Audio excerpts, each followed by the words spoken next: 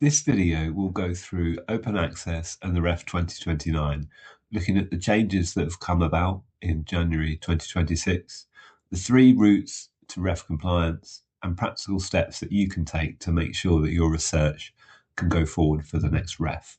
The key thing to note is that we're in a dual rule period. There was one set of rules for 2021 to 2025 and a new set for 2026 to 2029. So the deadline for manuscripts to be deposited in CAR under the previous rules was 3 months from acceptance. But now, from the 1st of January 2026, it's 3 months from the publication of the article in the journal. Embargo periods have also reduced, so the embargo periods for Panel A and Panel B has gone from 12 months to 6 months. The embargo period for Panel C and D has gone from 24 months to 12 months. The scope previously was peer-reviewed articles and conference proceedings only, but now non-peer-reviewed articles are allowed, and we'll go into that in a second. In terms of licensing, under the previous rules, any license was accepted, but now the CC BY is preferred. So author rights retention was introduced in summer 2025 to streamline the transition to the REF 2029. So for the 2026 to 29 period, embargoes are no longer an issue as our author rights retention policy supersedes any copyright transfer agreement. New in scope from January 2026 are open publication platforms. So articles published through open publication platforms will meet open access requirements by default. Examples of this would include NIHR Open, Wellcome Open Research, and Open Research Europe. So on the top there on the right, we've got an example of an article in CAR from NIHR Open Research, also in scope of preprints. And then finally, the other new thing are non-peer-reviewed articles such as practice and professional-based journals, of which on the right at the bottom have an example of this, an article from The Conversation. So the things that are out of scope of the REF open access policy are books, chapters, edited collections, or any other output types that are not subject to OA requirements for REF 2029. Preprint articles or any other output types without an ISSN are not subject to open access requirements. So for example, on the screen, I have a book that's in CAR. We don't have an open access version available, but that doesn't matter. It can still go forwards towards the REF.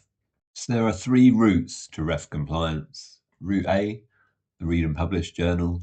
Route B, using an article processing charge. Or Route C, using author rights retention. So Route A, read and publish. This is publishing in a journal where Kent has a prepaid agreement. For example, Wiley, Taylor and Francis, Sage, Springer, OUP, CUP.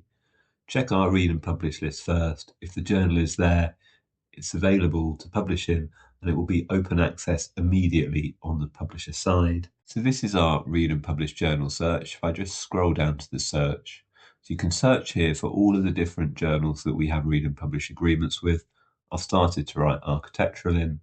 For example, if I wanted to publish in architectural history, it tells me here that it's hybrid journal, the publisher CUP, and I can click on this tab at the end, the read and publish agreement, which will then give me the information that I need to make sure that the journal article will be covered by the agreement. Generally, it's making sure that you're the corresponding author and you're using your University of Kent email address, but there will be some differences. So do check the information on this page prior to submitting your article for the journal. So Route B would be publishing open access via an article processing charge.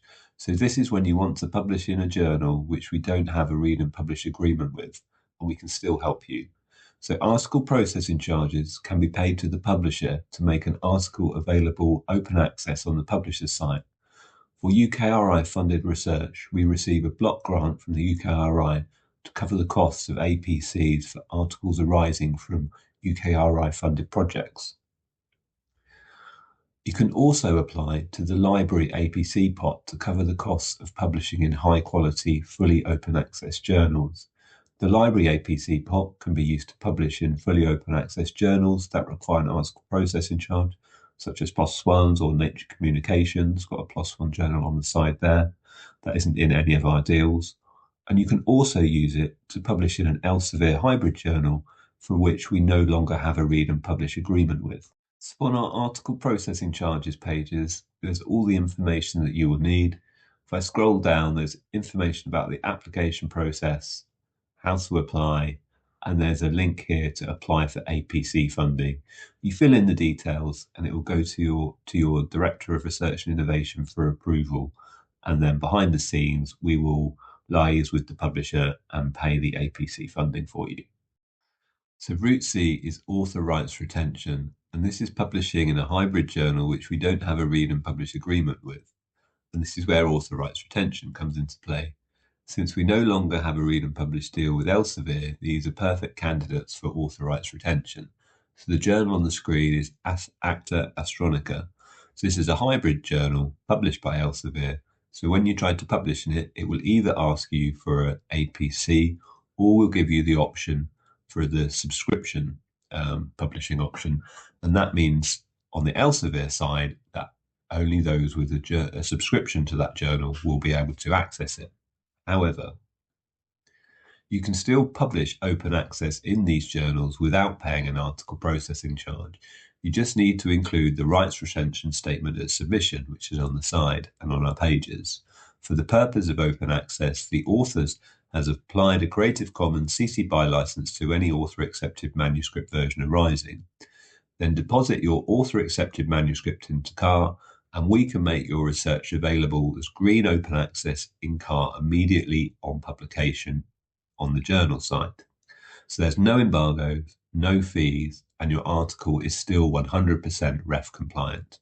So the practical steps to take to make sure your research is available open access for the REF. So first of all, check the read and publish journal search to see if Kent has a read and publish agreement. Work out, is it an open access or a hybrid journal? If it's hybrid, we can use author rights retention. If it's open access or Elsevier, you can apply for APC funding. Add the acknowledgement statement into your acknowledgement section of your article, which is on the screen. This means that we can make your article available via author rights retention if needed. Or with co-authors, let co-authors know about the author rights retention policy as it protects your co-authors' eligibility too, regardless of their institution's policy. You can also check to see if one of your co-authors had a read and publish agreement with the journal that you're submitting to. And then finally, act on acceptance. Even though the new REF rule is to deposit 3 months from publication, that is a safety net. The best practice is still to deposit on acceptance, and then we can make it available in CAR on the date of publication, avoiding missed deadlines. If you need any help or support, you can contact the research support team at Kent. We do have a Microsoft form that takes you through all the steps and has the links to everything you would need, called How to Publish Open Access at Kent, that you can find on our pages, or there's a QR code on the screen for that form.